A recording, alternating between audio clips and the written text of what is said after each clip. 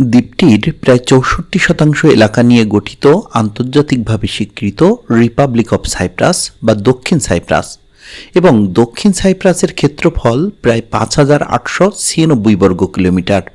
বাংলাদেশের রাঙামাটি জেলার তুলনায় এটি সামান্য ছোট হলেও অর্থনৈতিক উন্নয়ন, অবকাঠামো এবং জীবনযাত্রার মানের দিক থেকে এটি ইউরোপের উন্নত দেশগুলোর কাতারে অবস্থান করছে। ২০২৬ সালের আনুমানিক হিসাব অনুযায়ী দক্ষিণ সাইপ্রাসের জনসংখ্যা প্রায় ১০ লাখের কাছাকাছি।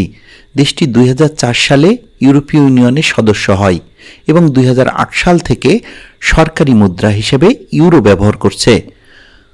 দক্ষিণ সাইপ্রাসের অর্থনীতির অন্যতম প্রধান ভিত্তি হল পর্যটন। প্রতি বছর বিশ্বের বিভিন্ন দেশ থেকে লাখ লাখ পর্যটক এখানে বেড়াতে আসেন। বিলাসবহুল সমুদ্র সৈকত, আধুনিক রিসোর্ট, ঐতিহাসিক স্থাপনা এবং মনোরম আবহাওয়া পর্যটকদের কাছে দেশটিকে অত্যন্ত আকর্ষণীয় করে তুলেছে।